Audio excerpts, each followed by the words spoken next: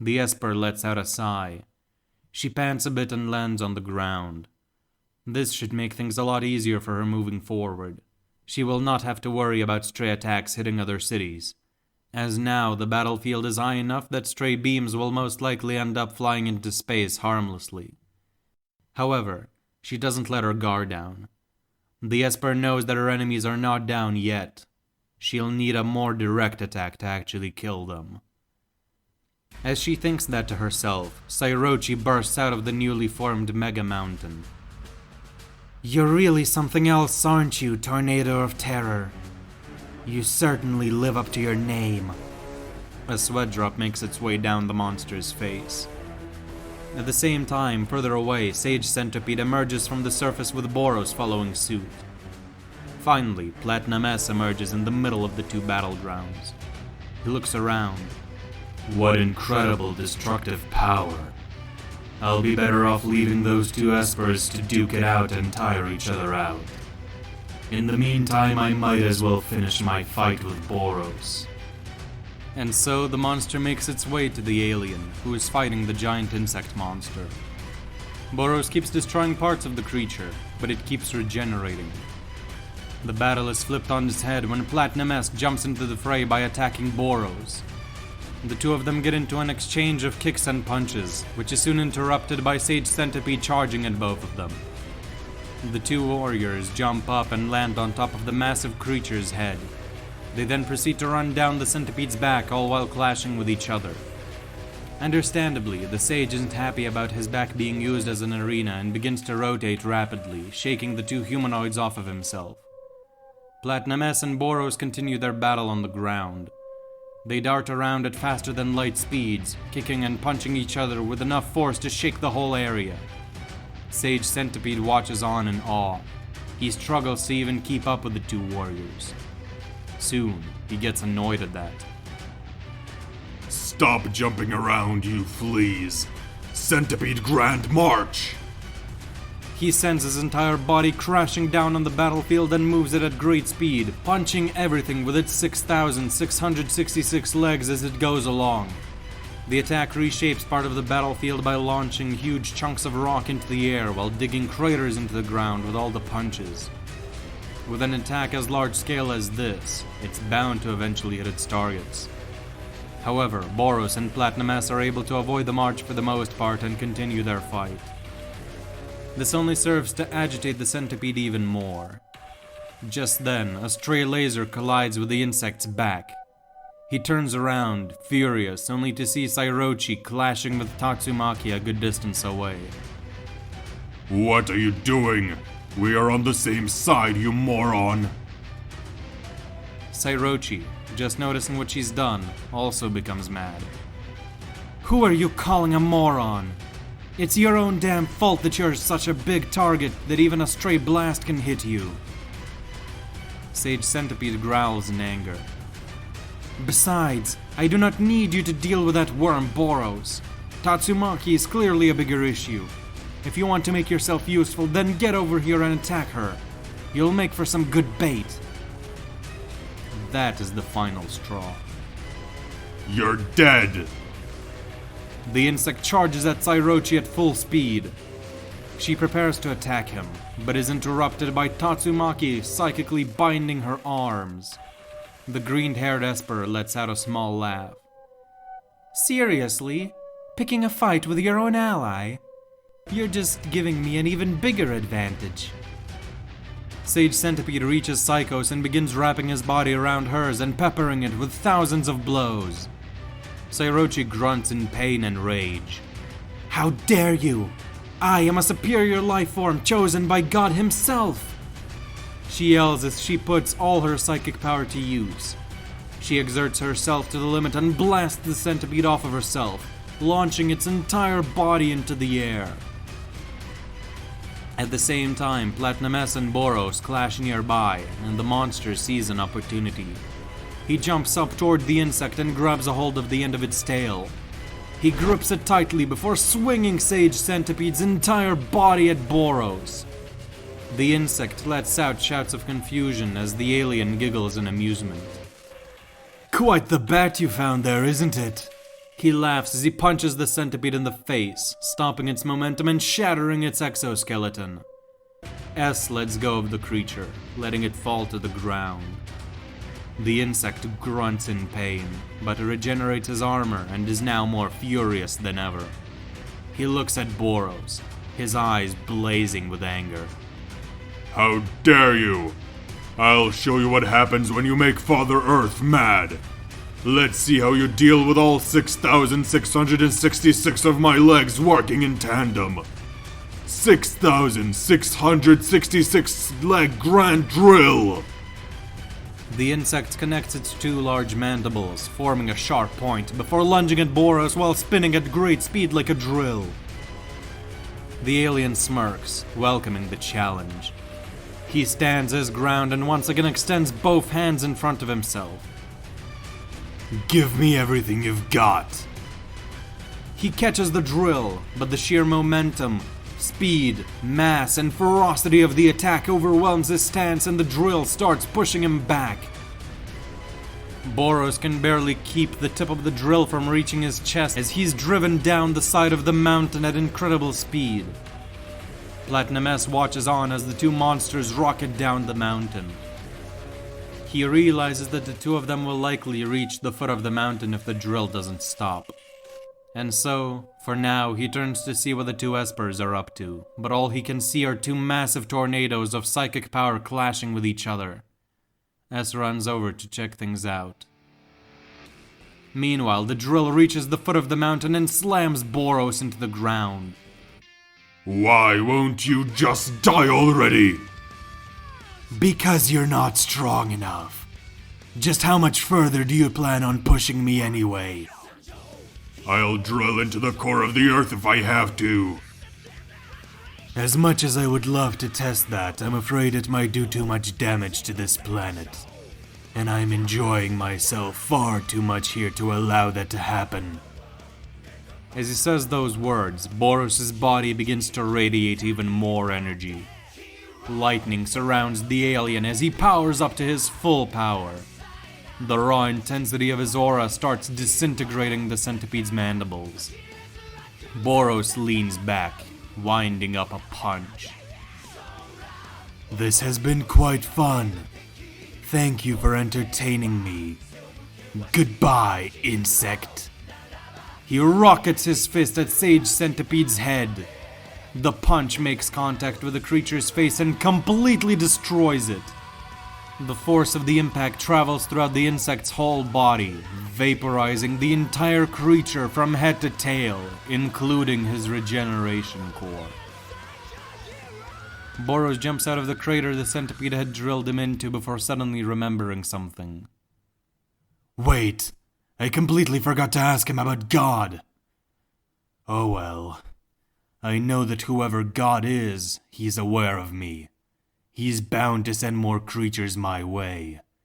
I'll just ask one of them when they come. For now, I should get back to the battle. Don't want to miss the rest of the fun.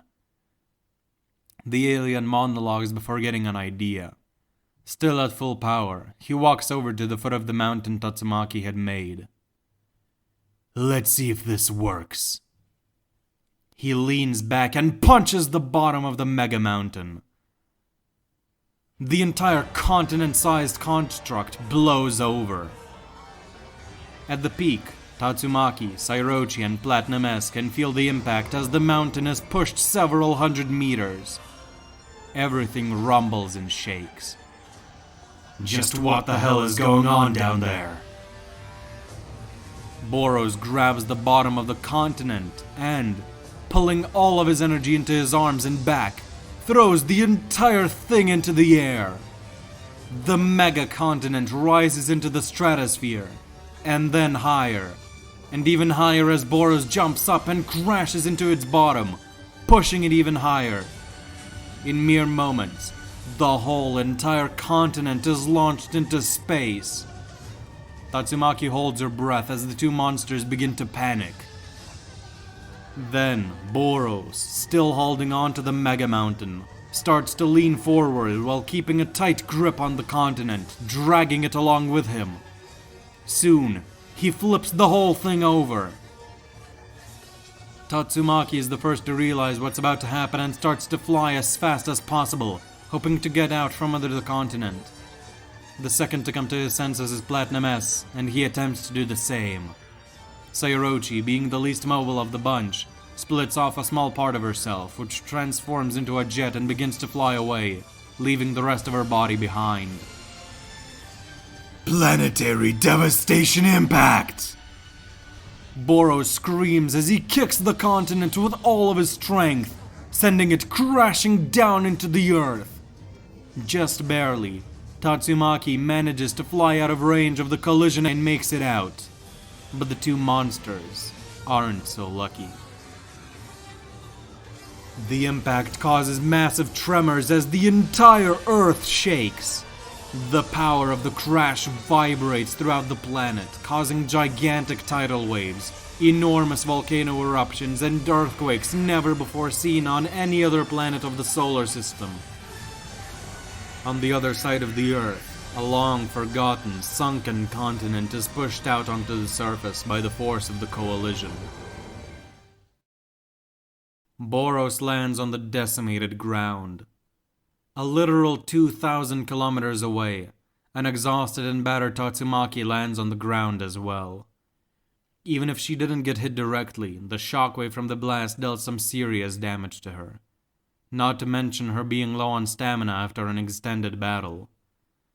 The green-haired Esper looks around in shock and horror. Just what in the world is that monster? How can a creature like this even exist? To launch an entire continent into space, flip it upside down, and then crash it back down onto the planet. It's completely insane. She has to try to take it down. She must. She's the only one who could. However, the girl collapses from fatigue and the damage that she's been dealt. She tries to pull herself together, but in the end, passes out. Meanwhile, Boros closes his eye and lets out a sigh. It's over. Boros! Huh? The alien opens his eye and is shocked to find that the world around him has completely changed. Instead of the barren wasteland he was in a moment ago, now Boros finds himself in a completely different realm, with a ginormous structure similar to the surface of Jupiter looking at him. What the hell? What is this place? Boros, you wanted to know more about God. Well, here I am. A cold chill runs down the alien's spine. The power he's feeling, it's far greater than his own. The sensation of this superior presence starts to overwhelm Boros. Are you scared? No need to be. I do not wish to kill you. Not yet, at least. Though this might change depending on your answer. What answer? You wish to fight strong opponents.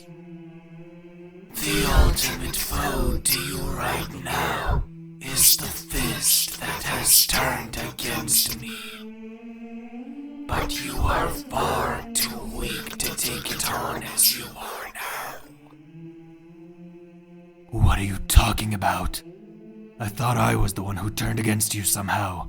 That Centipede said as much. That is true. There are two fists that have turned against me. You and the body.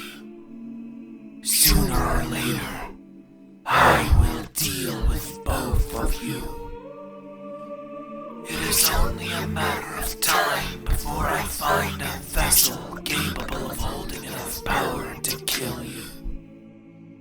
That's why I'm giving you an offer. Become my vessel, and in exchange, I shall shall give you power far beyond your wildest dreams. With it, you will be able to match and defeat Saitama. The resulting battle will surely satisfy your urge to fight. It is a deal that would benefit the both of us. Boros considers the offer for a moment. All this is a lot to take in. A sweat drop makes its way down the alien's face. This is the first time he's felt genuine fear. You've got to be kidding me. I am Boros, dominator of the universe. There is no way I would accept such an offer. He powers up. A blue aura surrounds the alien. Send any assassins you want my way. I'll take them all down. And after I do, I'll come for you as well. Insolent fool. Have it your way. Your final hour is approaching. At that moment, Boros returns to the real world, like nothing ever happened. The alien drops to his knees. He lets out heavy, ragged breaths as cold sweat covers his face. What was I thinking? Challenging that thing to a fight. It's stronger than me. Much stronger. If I want to have any chance of victory, I'll have to train myself, just like Saitama did. The alien's body trembles as he slowly gets back to his feet. However, even as Boros' body shakes, a grin creeps its way onto his face. The existence of a creature like this, a creature that Boros would need to grow stronger to defeat. It excites the alien. He begins looking forward to eventually facing him in a fight. After doing some training, of course. Suddenly, a blast erupts from the ground and two figures emerge. Saitama and Genos. Finally, we're out. My scanners picked up on an impossibly large change in our altitude, and then everything flipped upside down. For a moment, there wasn't even any gravity. Then our altitude suddenly went back down to normal and a massive crash occurred. Finally, I picked up a life signal right above us and blasted us out. Just what in the world happened? Genos murmurs to himself. Ah, Saitama.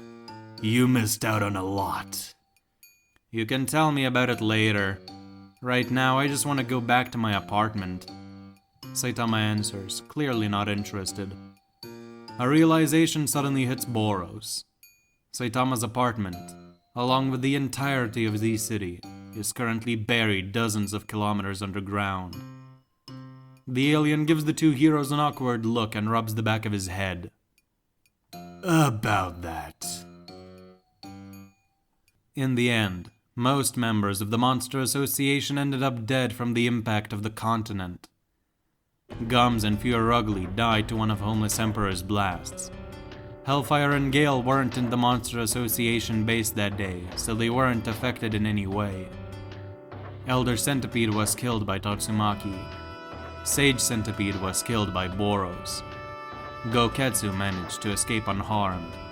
Overgrown Rover managed to escape unharmed. Phoenix Man managed to escape unharmed. Psychos and Orochi were killed by the Planetary devastation impact. Evil Natural Water's tank was destroyed by the Planetary devastation impact, but the creature itself managed to escape unharmed. And Platinum S. A hand emerges from the ground at the edge of the impact area of the fallen continent. A tired, battered, and cracked Platinum S just barely makes it out of the rubble. Damn you, Boros. Just a second longer and I would have escaped unharmed. But as it happened, I was at the edge of the continent's impact. Had I been just a little closer to the center. Damn on you, Boros! I swear I'll come back stronger than ever. And when I do, I'll kill you! A couple thousand kilometers away from the raging monster, Tatsumaki lays unconscious when a figure walks up to her and taps her shoulder. Hey, are you alright?